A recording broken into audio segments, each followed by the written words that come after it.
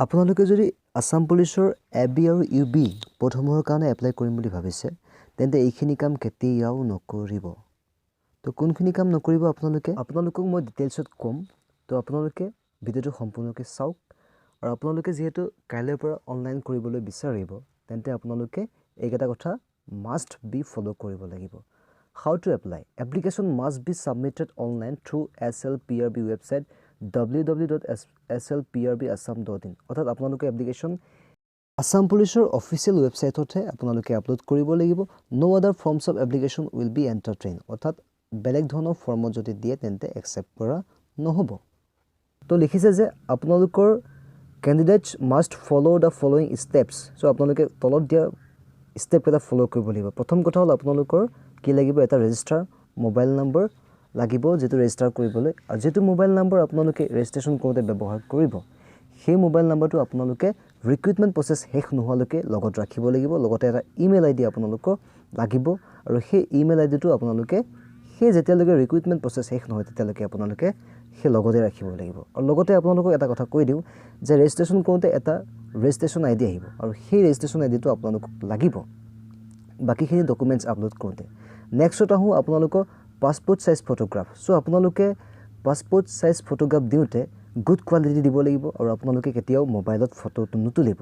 So মোবাইলত photo তুলি যদি আপোনালোকে দিয়ে তেন্তে ৰিজেকচন অফ ইয়োৰ এপ্লিকেশন হৈ যাব ইয়াত লিখিছে যে photograph must be taken in a professional studio photograph taken using a mobile phone and other self-composed portraits are not acceptable অর্থাৎ মোবাইল ফোনত যদি লয় তেন্তে acceptable নহয় সো ফটোগ্ৰাফটো আৰু লগতে ব্যাকগ্ৰাউণ্ডটো হোৱাইট ৰাখিব অৰ্থাৎ বগা হ'ব লাগিব আৰু ফটোখন যেতিয়া আপুনি তুলিব face should occupy about 50% of the area অৰ্থাৎ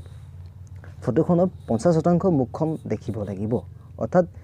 50% ফটোখনৰ মুখখনে থাকিব লাগিব আৰু লগতে with a full face view অৰ্থাৎ কোনো মাস্ক পৰিধান নকৰিব ঠিক আছে আৰু আপোনালোকে ডাইৰেক্টলি ক্যামেৰালৈ চাব লাগিব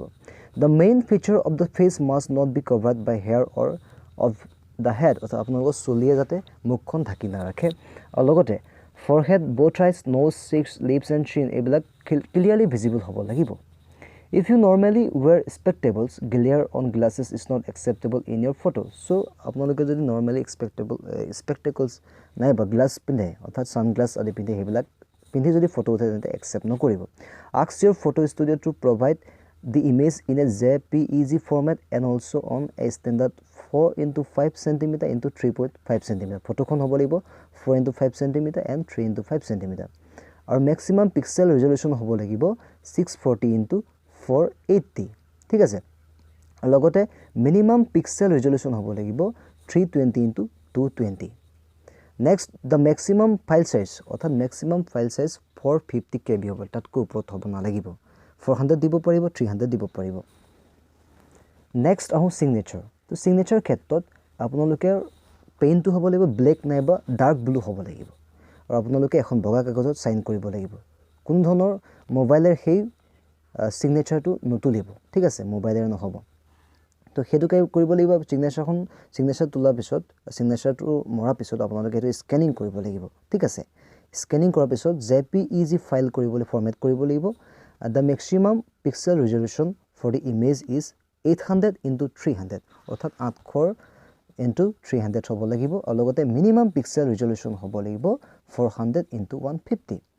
dimension of signature image should be 3.5 cm wide 2.5 cm height to হ'ব লাগিব আৰু the maximum file size is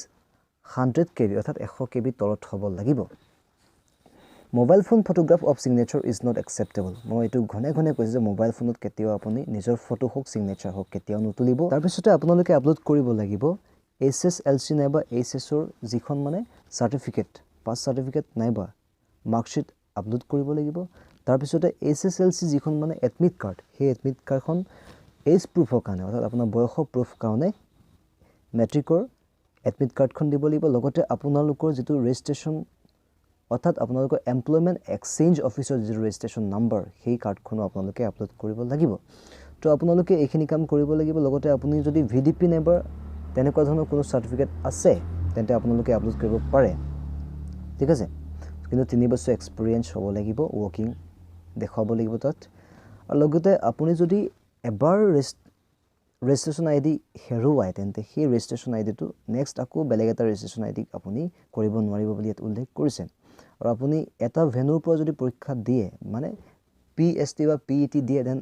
অন্য এটা ভেনুৰ অৰ্থাৎ অন্য এটা স্থানৰ পৰা আকৌ সেই PST বা PET আপুনি দিব নোৱাৰিব তো যদি তেনেকৈ কৰে তেন্তে আপোনাৰ গোটেই কেণ্ডিডেটছৰখনে কেনচেল হৈ পৰিব So thanks for watching my videos. Keep supporting and press the bell icon to get new notification. Thank you.